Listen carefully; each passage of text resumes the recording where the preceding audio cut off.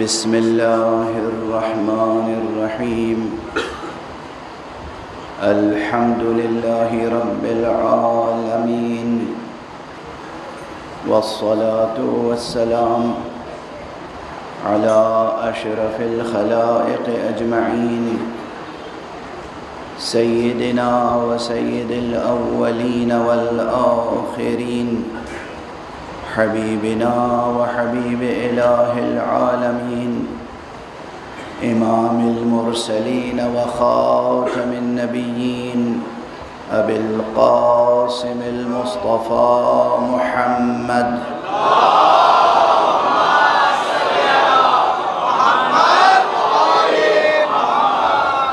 وعلى أهل بيته الطيبين الطاهرين الهداة المهديين المعصومين المظلومين، واللعنة الدائمة على أعداء الحق والدين. أما بعد، فقد قال الله تعالى عز اسمه في محكم كتابه ومتقن خطابه: بسم الله الرحمن الرحيم. الله نور السماوات والأرض، مثل نوره كمشكاة فيها مصباح، المصباح في زجاجة، الزجاجة كأنها كوكب دري يوقد من شجرة مباركة زيتونة لا شرقية ولا غربية، يكاد زيتها يضيء ولو لم تمسسه نار، نور على نور.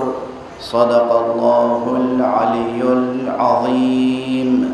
اللهم صل على محمد وآل محمد. ایک اور بلند تر صلوات پڑھ دیں.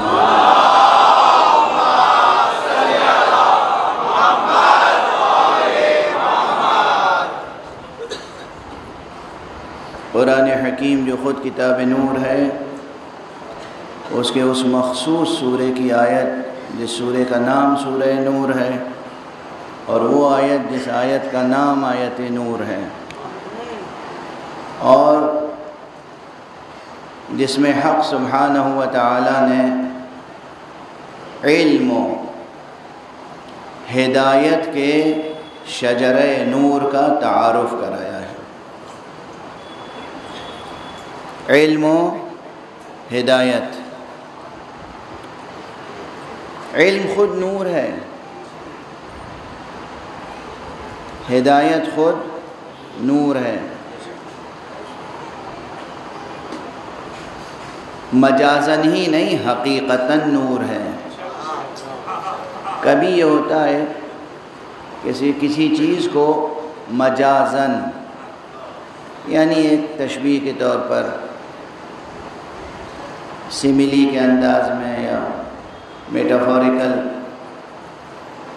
ایکسپریشن میں، وہ جو فیگرز آف اسپیچ ہیں، جو صنائع ہیں، بدائع ہیں، جنہیں بہت ٹیکنیکل لٹریری ٹرمینالوجی میں محسنات لفظیہ اور محسنات معنویہ کہتے ہیں، جو ادب و بلاغت کی کتابوں میں یہ باتیں ہیں.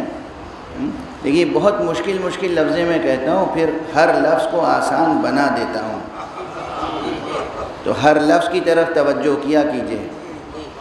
ایسا نہ ہو کہ مشکل لفظ سنی تو بس وہیں ٹھٹک کے رہ گئے، آگے بھی سن لیا کیجیے. اور کہتا اس لیے ہوں تاکہ یہ الفاظ اس منبر سے آپ کے پردہ سماعت تک پہنچتے رہیں اور آپ کے دل و دماغ میں نقش ہو جائیں. منبر حسینی اور مجلس حسینی کے فیوز و برکات تو بے شمار ہیں، لیکن اس میں سب سے سامنے کی جو خیرات بڑھتی ہے یہاں سے، وہ تہذیب سخن کی خیرات.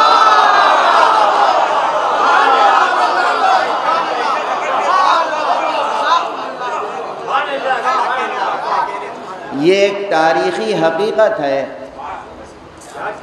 کہ نہ جانے کتنے ایسے حضرات ہیں جنہیں میں ذاتی طور پر جانتا ہوں اور انہوں نے میرے سامنے اعتراف کیا، اور کتنے ایسے ہیں کہ جنہوں نے لکھ کر اعتراف کیا ہے۔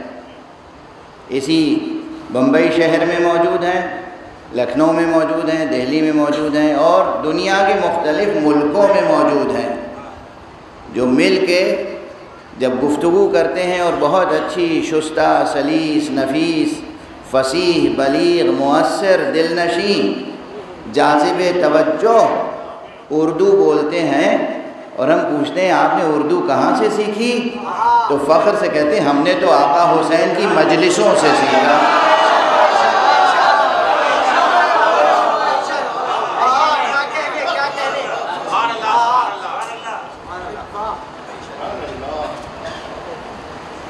کیا کیفیت ہوگی، کتنی پاکیزہ ہوگی وہ مجلس جس مجلس میں شرکت ہو جائے تو لوگوں کی زبان پاک ہو جاتی ہے۔ زبان کا پاک ہو جانا اور بلند ہو جانا یہ نشانی ہے کہ یہاں انسان کے فکر و خیال کی دنیا بھی نورانی ہو جاتی ہے۔ تو یہ قدریں باقی رہنی چاہیے۔ روزانہ یہ ضد نہ کیا کیجئے کہ مولانا آسان زبان بولیے۔ ہم ممبر سے اترنے والے نہیں ہیں، ہم کھینچ کے آپ کو اوپر لانے والے ہیں۔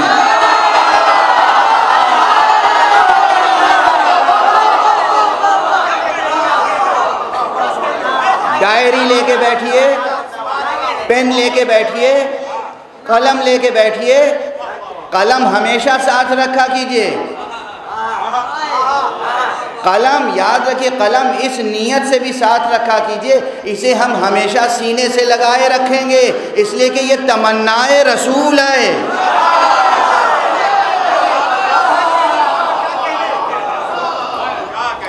رسول نے آخری وقت ایک چیز مانگی تھی،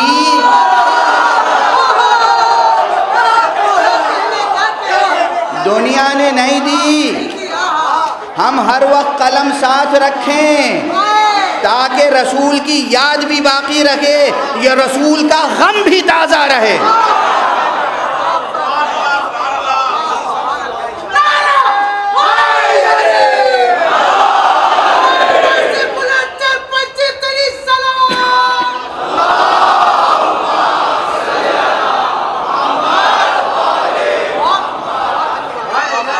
حضور صلی اللہ علیہ وآلہ وسلم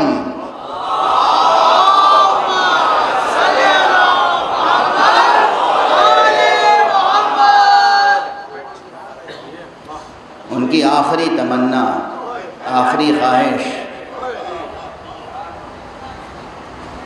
جو پوری نہ ہو سکی۔ ذرا سوچئے گا، آپ توجہ سے سن رہے ہیں، میں تو کبھی کبھی بلکہ اکثر راتوں میں، تنہائیوں میں یہ روایتیں پڑھ کے گریا کرتا ہوں، دل امڑ آتا ہے۔ شہنشاہ کائنات، امام المرسلین، خاتم النبیین، محبوب الہی، وہ محبوب الہی جس سے محبت کرنے والے بھی محبوب الہی بن جاتے ہیں۔ کیا یہ سب صرف شاعری اور ذاکری اور خطابت ہے؟ ہر لفظ سچا ہے نا؟ صداقت کی ترازو میں تلے ہوئے الفاظ ہیں نا؟ یہ کوئی لفاظی ہے؟ وہ رسول جو خاتم النبیین ہے، جو امام المرسلین ہے، جو رحمت للعالمین ہے، جو معلم انسانیت ہے، جس کے صدقے میں انسانوں کو اور کلمہ گویوں کو دنیا بھی ملی، آخرت بھی۔ اور وہ رسول آخری وقت میں بیماری کی کیفیت میں ایک چیز طلب کرے اور نہ ملے، کیا یہ غم بھلا دیا جائے گا؟ کبھی کبھی پورے تاریخی قضیوں کا محاکمہ کسی ایک نقطے سے ہو جاتا ہے۔ جو تاریخی اختلافات ہوتے ہیں ایک نقطے سے تو قلم سے محبت کیجئے، قلم سے عشق کیجئے، قلم کو ہمیشہ سینے سے لگائے رکھیے۔ اور ایک بات اور عرض کروں، اس آسمان کے نیچے اور اس زمین کے اوپر اللہ کی اس انسان کے اوپر سب سے بڑی نعمت کا نام معصومین کے وجود کے بعد یہ قلم ہے، قلم۔ سورہ اقرا پڑھ لیجئے، سورہ اقرا میں قلم کا کس انداز سے تذکرہ ہوا ہے؟ اور یہ قلم جو ظاہری ہے یہ تو بس ظاہری قلم ہے، اس کا بھی احترام سکھایا ہے حدیث میں، تاکید ہے قلم کا احترام کرو۔ وہ پرانے زمانے میں کلک کے قلم ہوتے تھے نا، سیٹھے کا تختی پہ لکھنے والا قلم، تو اسے تراشتے تھے، اس کے تراشے زمین پہ گر جاتے ہیں۔ حدیث میں ہے وہ تراشے زمین پہ نہ گرنے دو، اسے اٹھا کے احترام سے دفن کرو، یا کہیں ایسی جگہ رکھو جہاں تمہارے پیروں کے نیچے نہ آئے۔ قلم کا احترام سکھایا گیا، کیوں؟ چونکہ وہ وسیلہ کسب علم ہے۔ کیا ہے؟ علم حاصل کرنے کا ایک ظاہری ذریعہ ہے قلم۔ چونکہ علم حاصل کرنے کا ایک ظاہری مادی ذریعہ ہے قلم، تو اس کی یہ عزت سکھائی۔ تو جو باب شہر علم ہوگا اس کی کیا عزت ہوگی، جو شہر علم ہوگا اس کی کیا عظمت ہوگی۔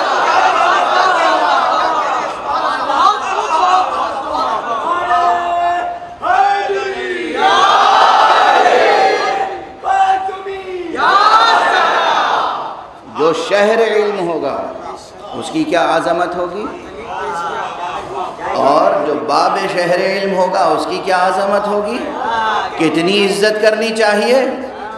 اگر اس سیٹھے کے قلم کے تراشوں کو اٹھانے کا حکم دیا گیا ہے کہ اسے اٹھاؤ، زمین پر پھینک نہ دو، تو بجا ہوگا نا کہ جب باب شہر علم چلے تو اس کے قدموں کے نیچے کی خاک اٹھائیں، آنکھوں سے لگائیں، سر پہ رکھیں، بوسہ دیں، اور جب نماز پڑھیں تو اسی پہ پیشانی رکھیں۔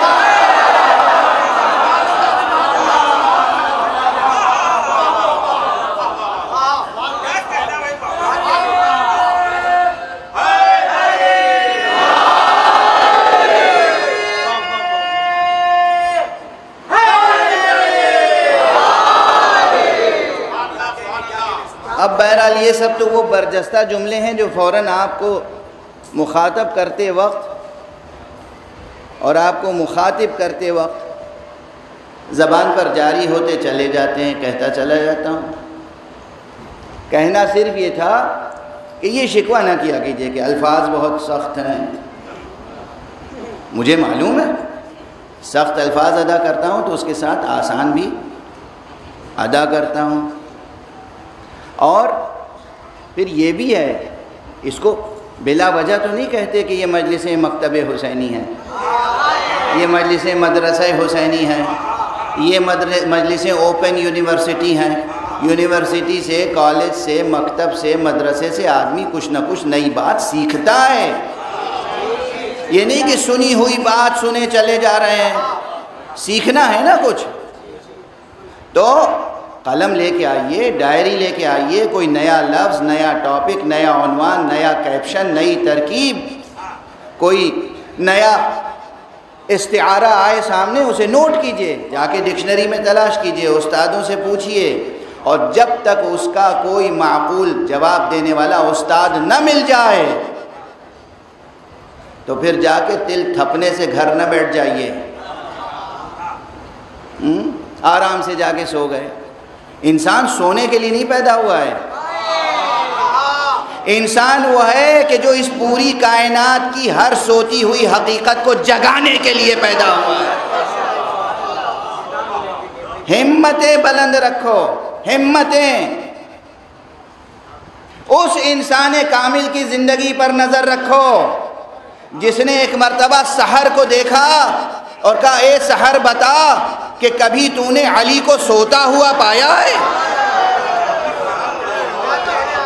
شاید اسی منبر سے میں نے عرض کیا تھا، یعنی علی ابن ابی طالب اس زندہ بیدار کا نام ہے جو سحر کو جگاتا تھا، سحر اس کو نہیں جگاتی۔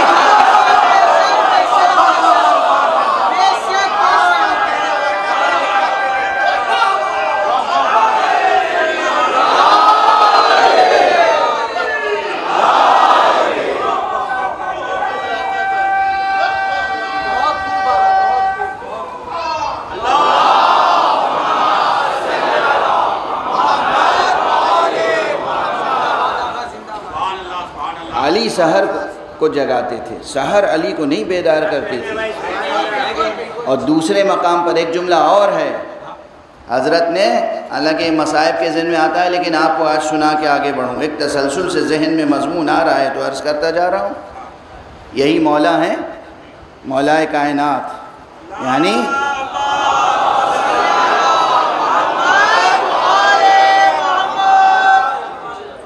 یعنی آقا حسین کے بابا، یہی مولا علی ہیں۔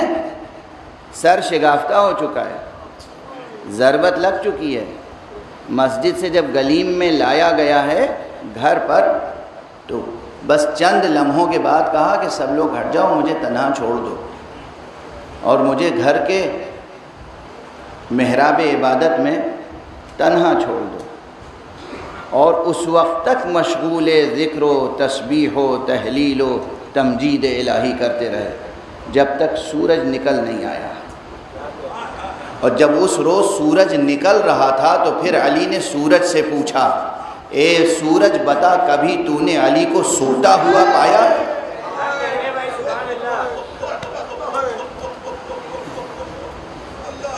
بلند ہو گئی نا آپ کی آوازیں، ضبط کیجئے۔ یہ ہے امام علی، یہ ہے امیر المؤمنین، یہ ہے امام المتقین، یہ ہے مولا الموحدین، یہ ہے وہ ذات گرامی جسے اللہ نے وہ لقب دیا ہے جو اس کے لیے مخصوص ہے، یعنی اللہ بھی مولا ہے، رسول بھی مولا ہیں، علی بھی مولا ہے، یہ ہے ذات گرامی۔ تو بات سے بات نکلتی ہی چلی جا رہی ہے، میں عرض کر رہا ہوں کہ جناب امیر المومنین علی ابن ابی طالب علیہ السلام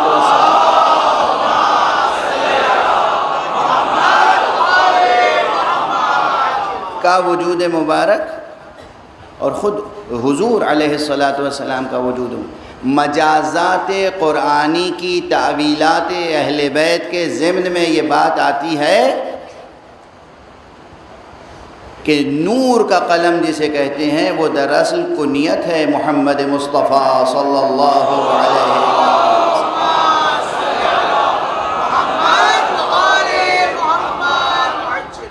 اب یہ تعویلات کی بات ہے، دیکھیے ہم تو خدا کی قسم کھل کے فضائل پڑھ نہیں پاتے، ورنہ لوگوں کا سنبھالنا مشکل ہو جائے گا۔ ہاں،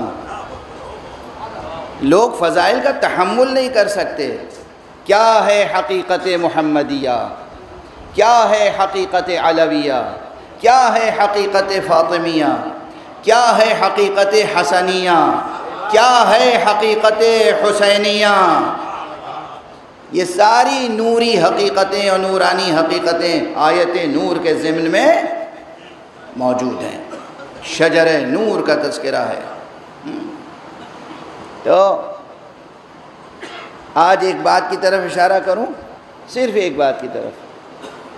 اتنے مسائل سامنے ہوتے ہیں، مجھے معلوم ہے ایک موضوع میں نے سامنے رکھا، لیکن اتنے مسائل ہوتے ہیں، تقاضے ہیں زندگی کے، تقاضے۔ مجھ سے تو کوئی کہتا ہے کسی بات کا اعلان کیجئے تو اس اعلان کے لیے بھی ایک تمہید قائم کرنی پڑتی ہے،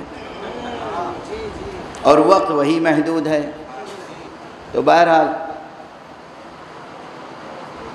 امام حسین علیہ السلام کے فضائل میں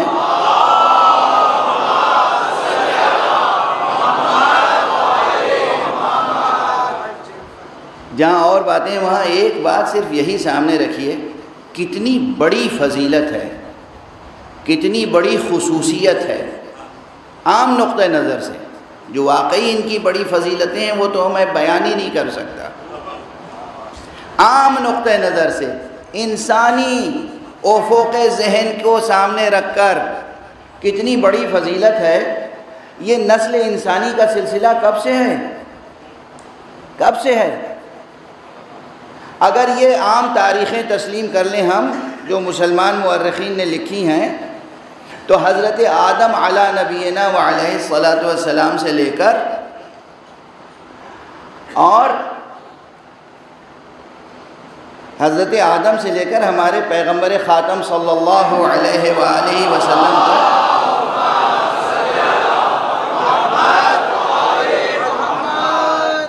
تقریباً 10,000 یا 11,000 یا 12,000 13 14,000 برس ایسے ہی گزرے ہیں عام تاریخ، ٹھیک ہے نا؟ جناب آدم سے لے کر ہمارے آدم سے لے کر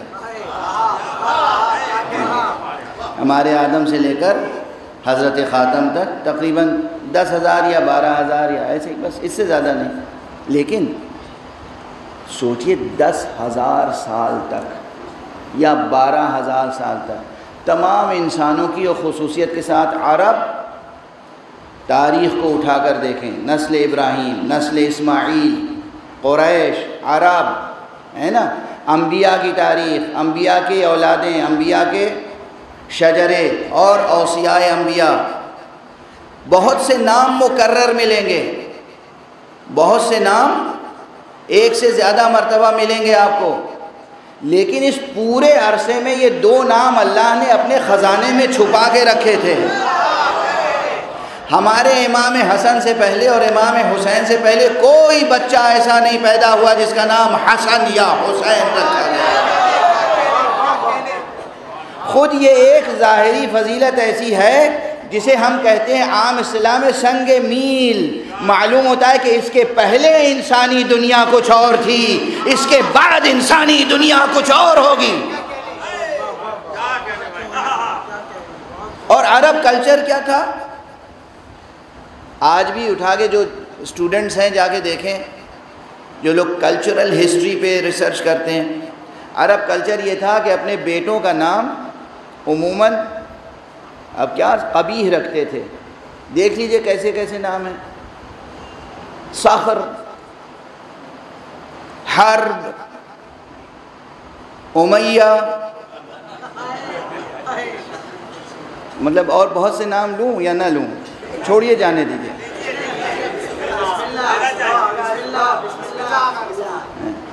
یعنی عربی نام آپ دیکھیں گے تو ہر نام کے معنی میں آپ سوچیں گے کہ ہیں یہ کیا ہے؟ صخر یعنی کیا؟ چٹان، پتھر۔ اب کسی آدمی کا نام رکھ دیے چٹان۔ ہم لوگوں کے یہاں دیہاتی زبان میں جو بڑی موٹی چٹان ہوتی ہے کیا کہتے ہیں اسے؟ گاؤں کی زبان بھی بولو نا، گاؤں کی زبان ہوتی ہے۔ بڑی بھاری چٹان جو کسی سے نہ اٹھے اسے ہم نے سنا ہے، اور یہ کوئی زبان کا حصہ ہے، بھوجپوری زبان ہے اور اودھی زبان ہے اور کتنی زبانیں ہیں۔ تو جب گھر بنتا ہے، مکان بنتا ہے، کہتے ہیں بھوٹ اٹھا لاؤ۔ اب کسی انسان کا نام رکھ دیجئے، آپ کسی انسان کا نام رکھ دیجئے چٹان، پتھر۔ ارے ہمارے ہاں تو بہت سے بڑے مورخ کا نام ہے کیا؟ ابن حجر۔ کیا نام ہوا؟ حجر۔ حجر کسے کہتے ہیں؟ پتھر۔ پتھر کے یہاں بھی بیٹا ہوتا ہے۔ اب یہ عرب کلچر تھا، ان میں کسی کا مذاق نہیں اڑا رہا، یہ کلچرل ہسٹری ڈسکس کر رہے ہیں۔ ابن حجر، اور بھی عجیب عجیب نام ہیں۔ کسی کا نام کثیر ہے، اور جب ابن کثیر کہا جاتا ہے تو ذہن کو عجیب جھٹکا لگتا ہے کہ یہ کیا نام ہوا؟ کثیر کا بیٹا، کثیر یعنی زائد، بہت سے۔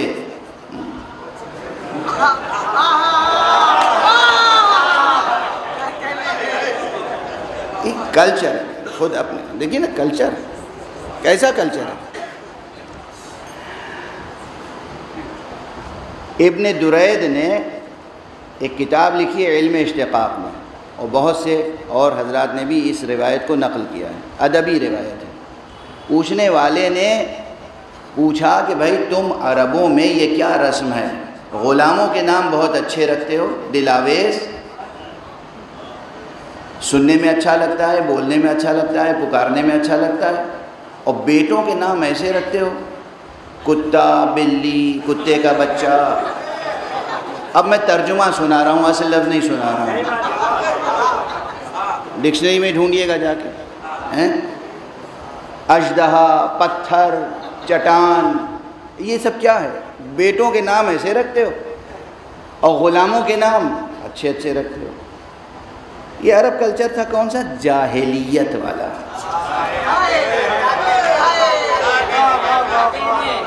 جاہلیت. کہا کہ ہم اپنے بیٹوں کا نام رکھتے ہیں دشمنوں کے لیے، غلاموں کا نام رکھتے ہیں اپنے لیے. ہم اپنے چھوٹے موٹے دن بھر کے کاموں کے لیے صبح سے شام تک غلاموں کو آواز دیتے ہیں، ارے پانی لے آنا، روٹی لے آنا، سودا لے آنا، یہ کر دینا، وہ کر دینا. جب ہم اپنے غلاموں کو پکاریں تو اچھا لفظ ہو اور ہمیں سننے میں اچھا لگے، بولنے میں اچھا لگے. بیٹوں کا نام رکھتے ہیں دشمنوں کو خاطر میں رکھ کر، کہ دشمن اگر ہمارے بیٹا کے نام لے تو اس کے لیے ایک مکروہ نام سامنے آئے. کریہ، مکروہ، درشت، خشک، کھردرا. کیا کہوں، کیسے میں اس جاہلیت کی ذہنیت اور تہذیب کو کن لفظوں میں سمجھاؤں. یہ سب کتابوں میں درج ہے. اچھا، تو جس تہذیب میں اور کلچر میں یہ تھا کہ بیٹوں کے نام ہمیشہ مکروہ رکھے جائیں یا سخت رکھے جائیں، درست رکھے جائیں، دشمنوں کو سامنے رکھ کے، ذہن میں رکھ کے نام رکھے جائیں. نام رکھنا یہ بہت بڑی کلچرل علامت ہے. انسان کے ذہن اور قلب اور زبان اور تہذیب کی پوری علامت ایک لفظ میں ظاہر ہوتی ہے جو وہ اپنا یا اپنے بیٹے کا نام رکھتا ہے. سمجھ رہے ہیں آپ؟ زبان کی لطافت، تہذیب کی لطافت، دل و دماغ کی روشنی ظاہر ہوتی ہے جب آپ اپنے بچے کا نام رکھتے ہیں. تو یہ تھی جاہلیت کی صورتحال. تاریخ گواہ ہے کہ سب سے پہلے دشمن کو سامنے رکھ کے نہیں، خود کو سامنے رکھ کے نہیں، خدا کو سامنے رکھ کے اپنے بچوں کا حسین ترین نام سرکار رسالت مآب محمد مصطفیٰ صلی اللہ علیہ وآلہ وسلم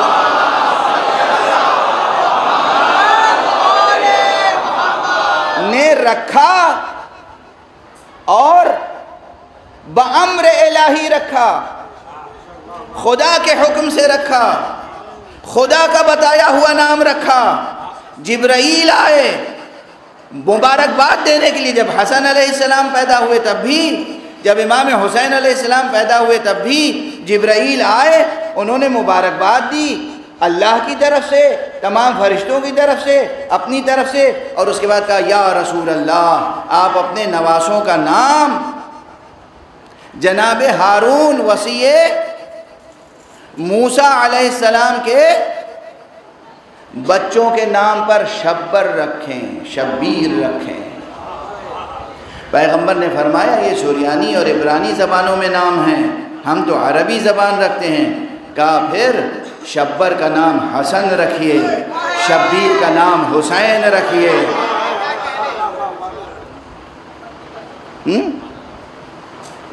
آپ سمجھ لیں، صرف ایک نام کے حوالے سے، یہ نام نہیں ہے.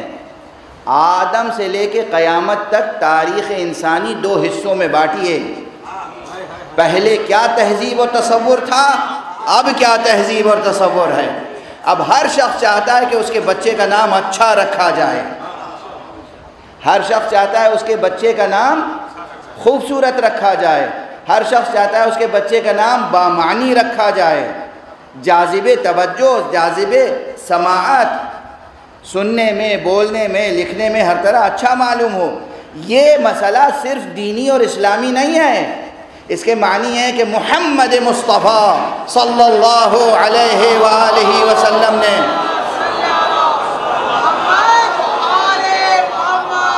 پورے عالم انسانی کی سوچ بدل دی، فکر بدل دی، تہذیب بدل دی اور بچوں کی قدر شناسی سکھا دی۔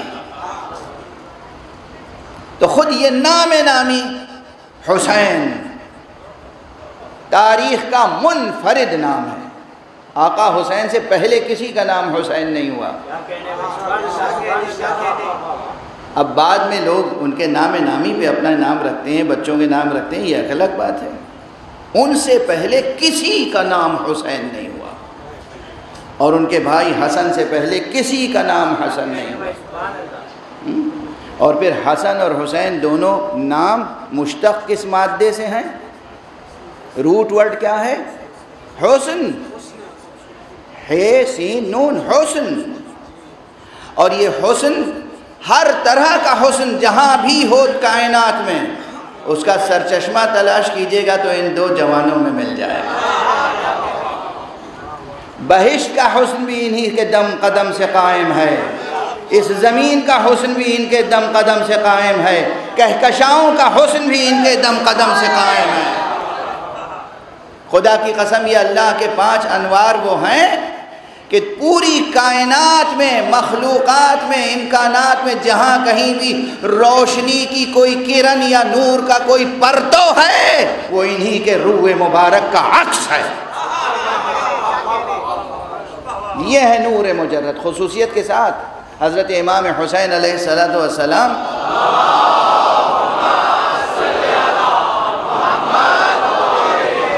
کے تذکروں میں یہ تذکرہ ملتا ہے۔ مولانا جامی مشہور صوفی، مشہور تذکرہ نگار، مشہور نعت نگار، مشہور روحانی بزرگ، مسلمان تہذیب و ثقافت کے مولانا عبد الرحمن جامی نے لکھا ہے کہ امام حسین کی پیشانی پر اور آپ کے رخسار پر ایسا نور ہوتا تھا کہ آپ جہاں بیٹھ جاتے تھے کتنا ہی اندھیرا ہو وہ جگہ روشن ہو جاتی ہے۔ انوار حسین، انوار حسین، ظاہری طور پر بھی نور اور باطنی طور پر بھی نور۔ انوار حسین اور اقدار حسین،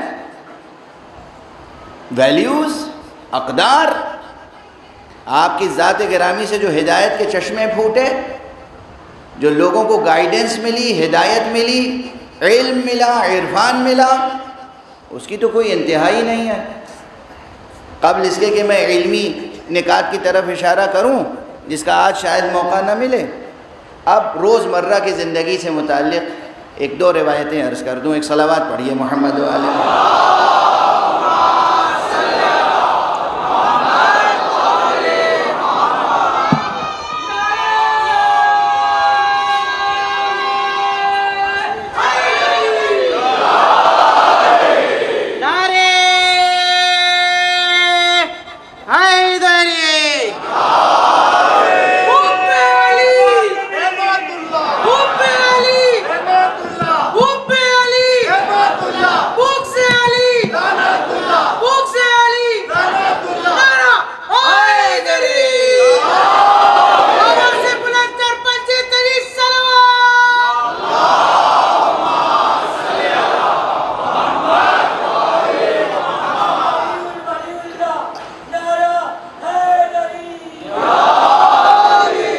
امام حسین تشریف لے جا رہے ہیں۔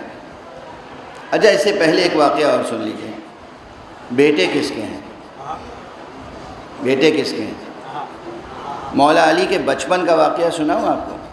شاید یہ واقعہ زیادہ ذکر نہیں ہوتا۔ مولا علی کا جب ظاہری بچپن کا زمانہ تھا تو اکثر اپنی مادر گرامی حضرت فاطمہ بنت اسد سے کہتے تھے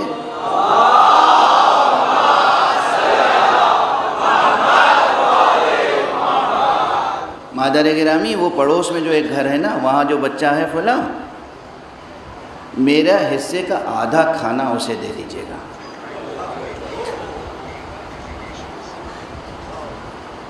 بیوی کہتی تھی میں پہلے سب گھروں میں بھیج چکی ہوں، کہا نہیں مگر میں چاہتا ہوں کہ میرے حصے کا آدھا کھانا اسے دیا جائے۔ آپ دیتی تھیں، یہ جا کے دے کے آتے تھے ان غریب بھوکے نادار بچوں کو، اور واپس آ کے دیکھتے تھے کہ پلیٹ پھر لبریز ہے، پورا حصہ رکھا ہے، ماں نے پھر پیٹ بھر کے کھانے کے لیے دے دیا۔ کہا نہیں مادر گرامی نہیں، میں آدھا دے چکا ہوں، اب میں پورا حصہ نہیں لوں گا، آدھا ہی لوں گا۔ مزاج پہچان رہے ہیں؟ یہ اہل بیت کون اہل بیت ہیں؟ یہ شجر نور کے افراد کون ہیں؟ انسانیت پر کیا کیا احسان ہے ان کا، یاد رہے گا یہ واقعہ۔ اس امیر المومنین، اس امام المتقین، اس ابو المساکین، مسکینوں اور یتیموں کے والی و وارث علی کے بیٹے ہیں حسین۔ تو آقا حسین کی روش کیا ہے؟ وہ بھی وہی ہے۔ آقا حسن کی بھی روش وہی تھی، ان کی بھی روش وہی ہے۔ اب چند تاریخیں لوگ، چند واقعے مشہور ہو جاتے ہیں، ورنہ ان کے تو روزانہ زندگی میں ایسے واقعات ہوتے تھے۔ گھر سے نکلے، تشریف لے جا رہے ہیں، اور راستے میں جسے آج کل آپ کیا کہتے ہیں، فٹ پاتھ، اور جو لوگ فٹ پاتھ پہ سوتے ہیں ان کا درد کسی کو نہیں محسوس ہوتا، حالانکہ وہ مزدور ہوتے ہیں جن کے ہاتھ کے ہنر سے آپ کے گھر بنتے ہیں اور روشن ہوتے ہیں۔ بے ساختہ یاد آ گئے مجھے، ایک شاعر تھے، شاعر اہل بیت راقم لکھنوی صاحب، انہوں نے فرمایا ہے وہ جو فٹ پاتھ پہ آسودہ ہیں، وہ جو فٹ پاتھ پہ آسودہ ہیں ان کے ذہنوں میں بھی گھر ہوتے ہیں۔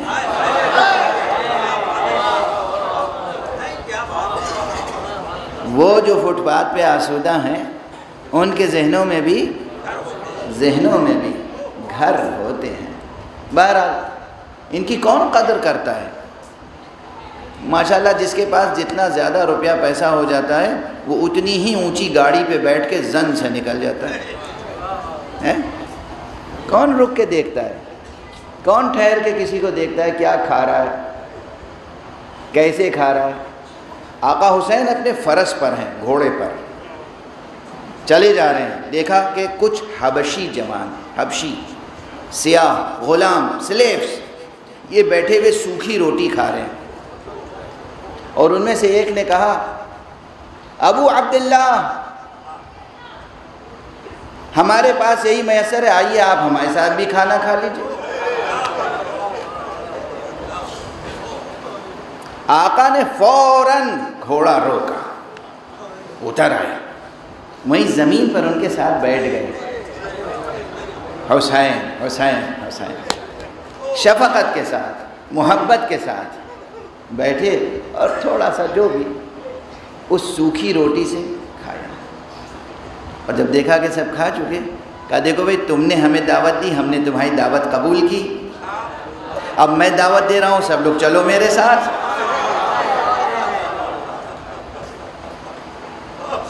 یہ نہیں کہا گھوڑے پہ بیٹھے ہوئے اور پلٹ کے دیکھا کہ بھئی یہ کیا کھا رہے ہو تم، اور یہ مجھے کھلاؤ گے، آؤ چلو سب لوگ ہمارے یہاں، ہم کھلاتے ہیں۔ کھلاتے تب بھی، مگر یہ انداز نہیں تھا۔ اور ہمارے یہاں جیسے ہی انہوں نے کہا ابو عبداللہ فرزند رسول، ارے ہمارے ساتھ بھی کھائیے، گھوڑے سے اترے، زمین پر بیٹھے، ان کی سوکھی روٹی میں سے کچھ تناول فرمایا، اور اس کے بعد کہا کہ تمہاری دعوت ہم نے قبول کی، اب تم ہماری دعوت قبول کرو، چلو۔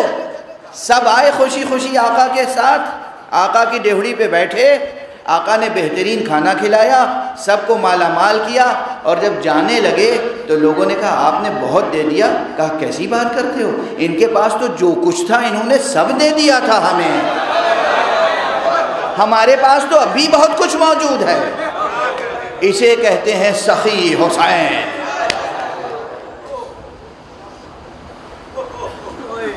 پہچانا حسین؟ کون ہے حسین؟ سیرت سیرت، کردار، نمونہ عمل، کیا مقام طہارت ہے، کیا مقام عظمت ہے، کیا نور کے پیکر ہیں یہ. میں عرض کر چکا ہوں فردوس کے مالک ہیں، عرش نشیں ہیں، افلاک نشیں ہیں. اور کس طرح غریب فقیر غلاموں کے ساتھ بیٹھ گئے، خاک پر تناول فرمایا اور کس طرح انہیں نوازا. ایک واقعہ اور سن لیجئے. میں محسوس کر رہا ہوں آپ کی آنکھوں میں آنسو آ رہے ہیں، اور میں یہی چاہتا ہوں صبر سے سنیں، صبر سے سنیں. شور واہ واہ کا، سبحان اللہ کا اپنی جگہ اس کا اپنا ایک حسن ہے. یہ سنیں، آنکھوں سے آنسو بہیں تو اسے ضبط کریں، دل کو گداز کریں. دل سخت ہو گئے نا، ان دلوں کو نرم بنائیں، گداز بنائیں. ایسا دل کو وسیع کریں کہ ساری انسانیت کی سمائی ہو اس میں. ہر انسان کی قدر شناسی سیکھیں، غرور اور تکبر کو نکالیں، دل پاک کریں، دل کو روشن کریں. کس کے ذکر سے؟ نور خدا حسین، آفتاب امامت حسین، ماہتاب ولایت حسین.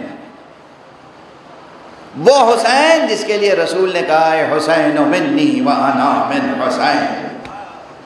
وہ حسین جس کے لیے رسول نے کہا ہے. میں اکثر یہ حدیثیں ہی سناتا ہوں. کیوں؟ اس لیے کہ یہ سادہ سے جملے وہ ہیں جو آپ کو یاد ہیں، یاد ہو سکتے ہیں نئی نسل کو، بچوں کو. اور پھر یہ وہ ہیں جو چیلنج ہے پورے عالم اسلام میں. کوئی ایسا نہیں ہے جو کہے یہ حدیث آپ نے کمزور یا ضعیف یا غلط سنا دی. حدیث آپ نے بھی لکھی، آپ کی کتابوں میں بھی موجود ہے، آپ کو بھی زبانی یاد ہے، مگر حدیث کے الفاظ کی گہرائی میں اترنے کی کوشش نہیں کرتے. کون ہے حسین؟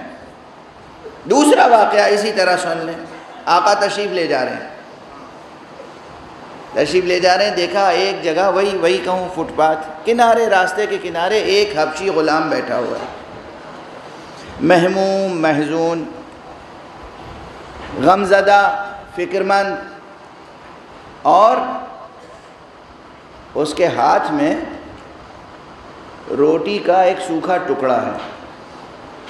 اس کے سامنے اب یہ لفظ استعمال کر چکا ہوں اور بہرحال زبان کا لفظ ہے، ایک کتا بیٹھا ہوا ہے، بھوکا پیاسا کتا. وہ کتا اسے دیکھ رہا ہے، جانور، اور یہ اس کو دیکھ رہا ہے. دونوں ایک دوسرے کی آنکھوں میں آنکھیں ڈال کے دیکھ رہے ہیں. اور یہ اس روٹی میں سے ایک ٹکڑا اسے کھلاتا ہے اور ایک ٹکڑا خود کھاتا ہے. ایک ٹکڑا اسے کھلاتا ہے، ایک ٹکڑا خود کھاتا ہے. کیا منظر تھا! آقا نے گھوڑا روکا، وہیں کھڑے ہو گئے، گھوڑے سے اترے. دیکھو نیکیوں کی قدر شناسی. آقا حسین کا تذکرہ. کیا گھوڑے سے اتر آئے، اس کے پاس آئے. تم کس محبت سے اس کتے کو کھلا رہے ہو؟ کہا ابو عبداللہ، آپ نے دیکھ لیا، فرزند رسول. اصل میں یہ جس نگاہ سے مجھے دیکھ رہا تھا، مجھے یہ بھوکا معلوم ہو رہا تھا. میری غیرت نے یہ پسند نہیں کیا کہ میں کھا لوں اس کے سامنے روٹی بیٹھ کر اور اس کو میں نہ کھلاؤں. تو میں نے اسے بھی کھلایا برابر سے، جتنی روٹی تھی ایک نوالا اسے کھلاتا تھا. ایک نے آپ نے کہا کہ تو کس کا غلام ہے؟ نام پوچھا، اس کے آقا تک پہنچے. کہا یہ غلام میں خریدنا چاہتا ہوں. کہا یا ابن رسول اللہ، یہ آپ کے لیے میں ایسے ہی دے دیتا ہوں. کہا نہیں میں خریدنا چاہتا ہوں. کہا اس میں مسئلہ یہ ہے کہ یہ غلام ایسا ہے کہ جو میری یہ پراپرٹی ہے، یہ باغ ہے، اس باغ کی رکھوالی یہی غلام کرتا ہے. کہا باغ بھی خرید لوں گا تجھ سے.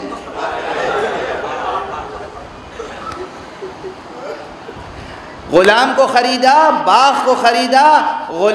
باغ غلام کے نام لکھ دیا اور غلام کو کہا تو اللہ کی راہ میں آزاد ہے.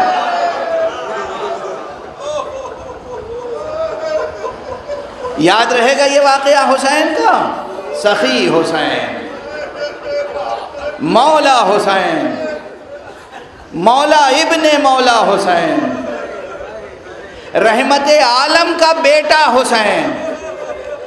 رسول اللہ رحمت عالم ہے نا، یہ واقعہ یاد رہیں گے؟ لوگ آئے دنیا دیکھے، آپ حضرات کے نورانی چہروں کو دیکھیں، ہم تو فضیلت کے واقعات سنا رہے ہیں، آپ بے اختیار گریہ کر رہے ہیں، بس وقت گزر گیا، ختم ہو گیا۔ یہ حسین ہے۔ سن لیجئے ایک واقعہ اور۔ امیر المومنین علی ابن ابی طالب علیہ السلام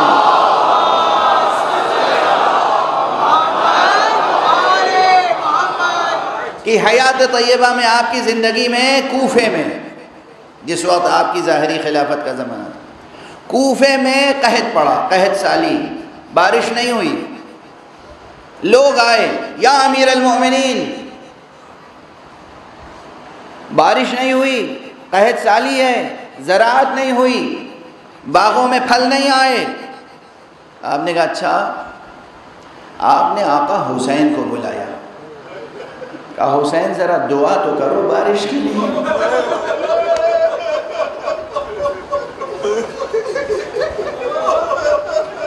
روایت میں ہے آقا حسین نے دونوں ہاتھ بلند کیے، پروردگار اللہم معطی الخیرات منزل البرکات اسقنا ارسل علینا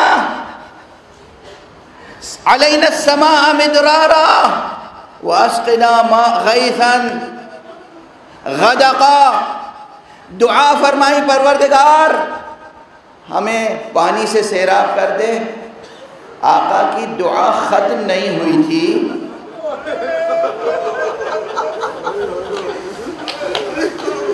یہ واقعہ کوفے کا ہے۔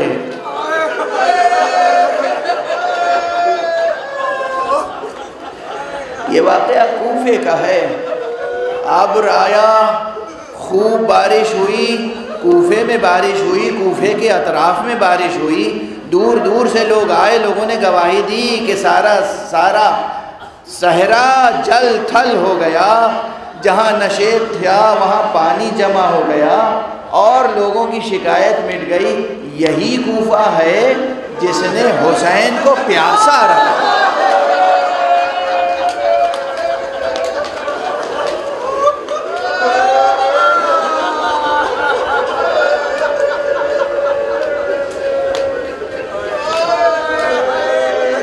شب ہفتوں میں نا، تاریخ میں یہی ہے نا کہ 7ویں محرم سے پانی بند ہو گیا۔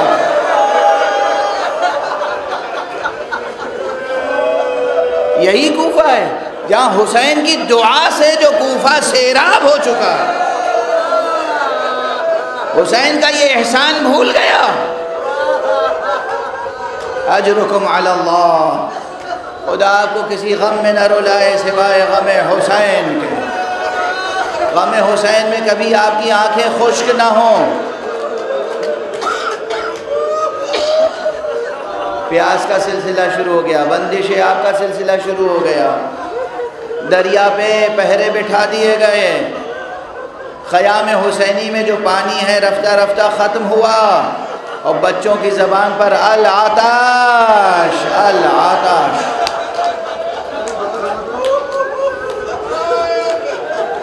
اب چند شبیں رہ گئی ہیں، اب رونے میں بخل سے کام نہ لیجیے گا۔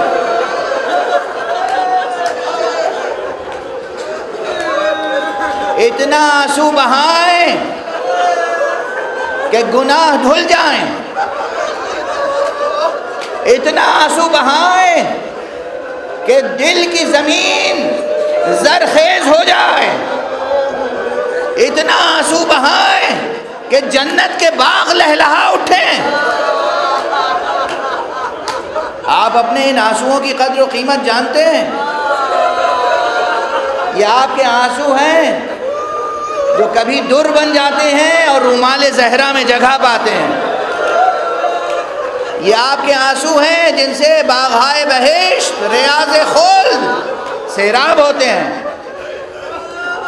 آنسو بہائیں، اور یہ تو سب تذکرے اسی لیے کیے جاتے ہیں تاکہ واقعات یاد ہو جائیں۔ کربلا بے شک آقا حسین کی قربان گاہ ہے، مگر اس قربان گاہ میں آقا حسن کا لہو بھی شامل ہے۔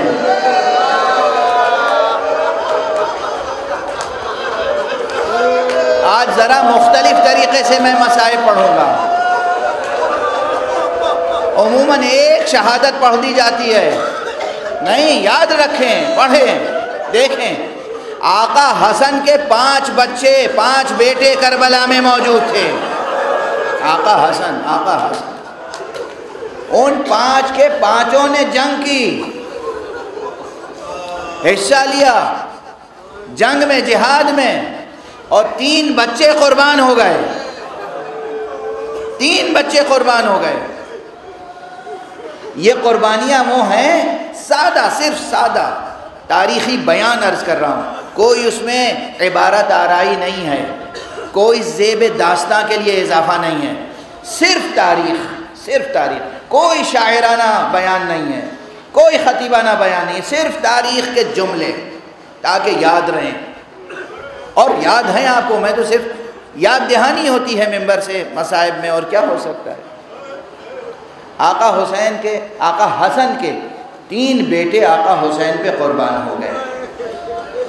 جب آقا امام حسن کی شہادت ہو رہی تھی، وفات ہو رہی تھی، آقا حسن نے جو وصیتیں کی تھیں امام حسین سے، کہا تھا بھیا حسین میرے بعد ظاہر ہے میں امام وقت ہوں، اب تم امام وقت ہو، یہ کائنات تمہارے حوالے، یہ اسلام تمہارے حوالے، یہ امت تمہارے حوالے۔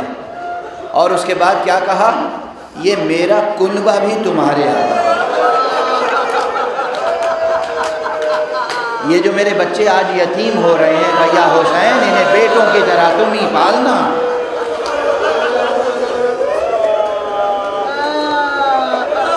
بیٹا بھیا حسین قاسم تمہارے حوالے، عبداللہ تمہارے حوالے، محمد تمہارے حوالے۔ اپنے بچوں کو آقا حسین کے حوالے کیا۔ آقا حسین ابھی سن چکے ہیں، جو غلام حبشی پہ کیسی شفقت کرتے تھے، وہ اپنے بھائی کے بچوں پہ کتنی شفقت کرتے ہوں۔ اسی لیے میں کہتا ہوں آقا حسین نے قاسم کو جینے کے لیے پالا تھا، مرنے کی اجازت کیسے دیتے؟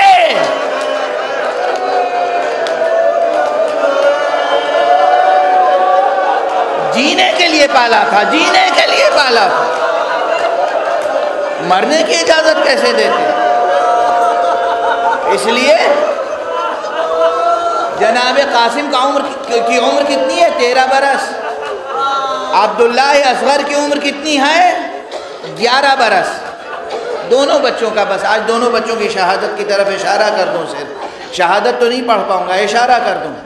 ایک جناب قاسم ہیں اور ایک ان سے بھی چھوٹے ہیں، جناب عبداللہ اصغر۔ دونوں بچوں نے کس طرح آقا حسین پر جان دی ہے۔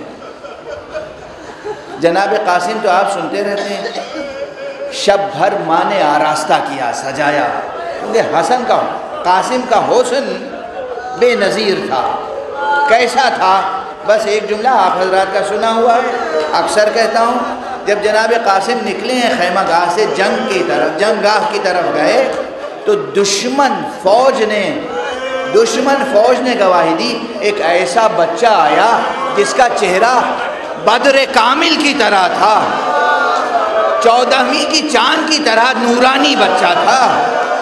جو بچہ دشمن کی نظر میں 14ویں کا چاند ہو، ارے ماں کی نگاہ میں کیسا؟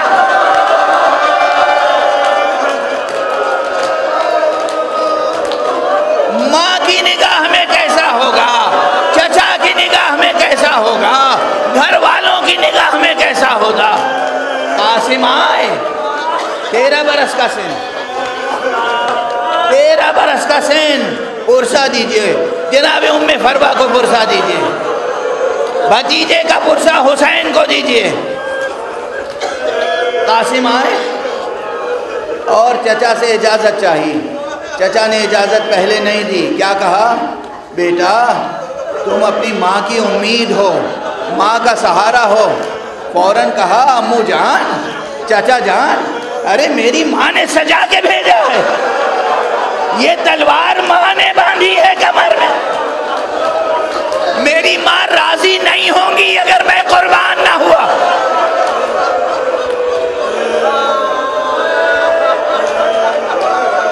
کئی مرتبہ قاسم نے التجا کی، اصرار کیا۔ اس کے بعد تاریخ میں ہے، مقاتل میں ہے، روایتوں میں ہے، آقا حسین نے ایک بھتیجے کو سینے سے لگایا، اتنا روئے کہ ادھر چچا غش کھا کے گرے، ادھر بھتیجا غش کھا کے گرے۔ قاسم کا جدا کرنا حسین کے لیے آسان نہیں تھا، آسان نہیں تھا۔ بالآخر بہت سی تفصیلات جو آپ سنتے رہتے ہیں مختلف ذاکروں سے، اسے میں ذکر نہیں کر رہا ہوں، وقت بھی نہیں ہے۔ جناب قاسم نے اجازت لے لی چچا سے، میدان میں گئے۔ انداز کیا ہے ذرا دیکھیے تو، معصومیت کا کیا عالم ہے، شجاعت کیسی ہے، بہادری کیسی ہے، دشمن سے بے پرواہی کیسی ہے، زندگی اور اس دنیا سے بے پرواہی کیسی ہے۔ کہتے ہیں کہ زرہ بھی جسم پر نہیں تھی، ایک ہلکا سا کرتا،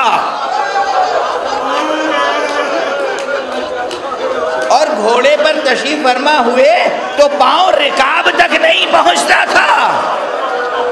دشمن نے دیکھا تو نالین کا تسمہ ٹوٹا ہوا تھا۔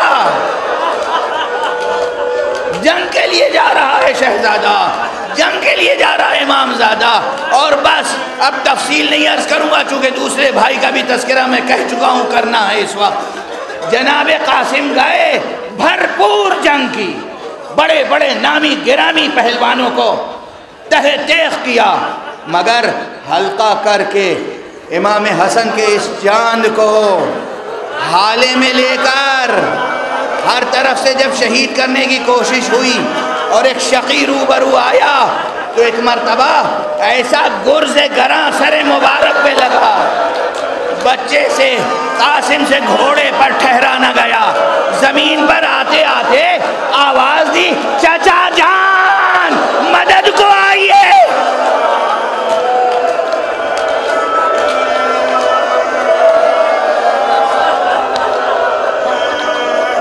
بہت روئیں گے آپ، بہت گریہ کریں گے۔ ارے محرم کی مجلسیں تو ہوتی ہی ہیں گریہ کے لیے،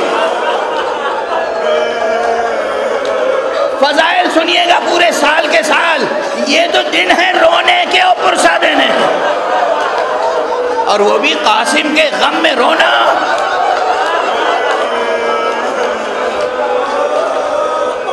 سنیے، آقا گئے،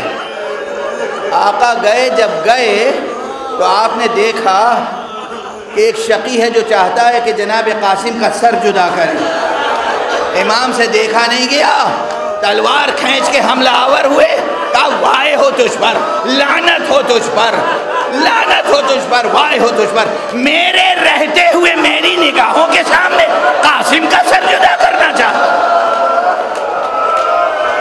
اس شقی کو بچانے کے لیے جو دشمن فوج آئی، ادھر کا لشکر ادھر، ادھر کا لشکر ادھر، ارے قاسم!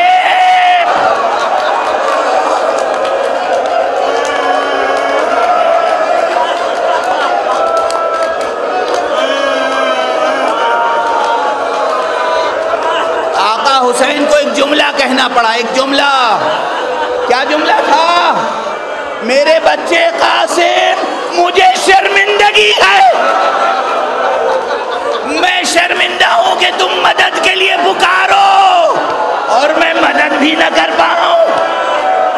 اجرکم اللہ، خدا آپ کی زندگیوں میں برکت عطا فرمائے، آپ خوب پرسہ دے رہے ہیں۔ بس قاسم کے چھوٹے بھائی کا کارنامہ بھی سن لیجئے۔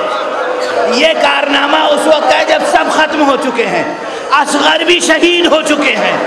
آقا حسین جب گھوڑے سے زمین پر آئے، آقا حسین جب گھوڑے سے زمین پر آئے تو در خیمہ سے ایک بچہ نکلا 11 برس کا، اور اس نے دیکھا کہ کوئی شقی ہے جو چچا کے سر پہ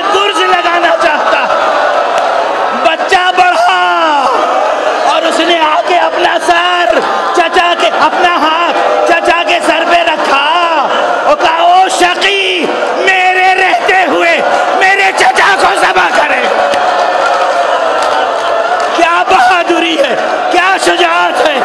ایک مرتبہ اس شقی نے تلوار لگائی، بچے کا ہاتھ کٹ گیا، بچہ بلکنے لگا، حسین نے سینے سے لگایا، ادھر حسین نے سینے سے لگایا، ہرملہ نے تیر کا نشانہ لیا. یہ حسن کا بچہ حسین کے سینے سے لگ کر شہید ہو گیا.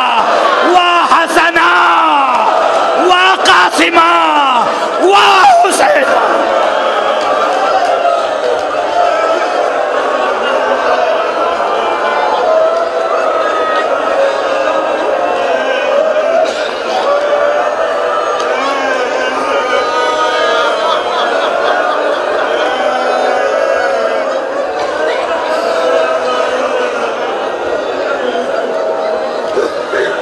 پروردگار ہماری اس مختصر سی عبادت ازا کو قبول فرما. معبود پروردگار ملت اسلامیہ کو پروردگار تہذیب محمد و آل محمد کے سانچے میں ڈھال دے.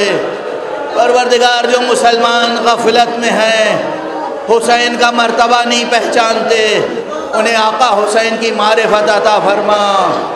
پروردگار معبود ہمیں علوم قرآن اور معارف اہل بیت سے آشنا فرما. پروردگار انسانیت بلک رہی ہے، انسانیت کراہ رہی ہے، انسانیت بے چین ہے. تمام انسانوں کو شہادت حسینی کے صدقے میں امن اور عافیت کی زندگی عطا فرما. پروردگار انسانی معاشروں سے جہالت کو، غربت کو، بیماریوں کو دور فرما. پروردگار ہمارے سروں پر رہبر عالی قادر حضرت آیت اللہ العظمیٰ خامنئی کا سایہ برقرار رکھ.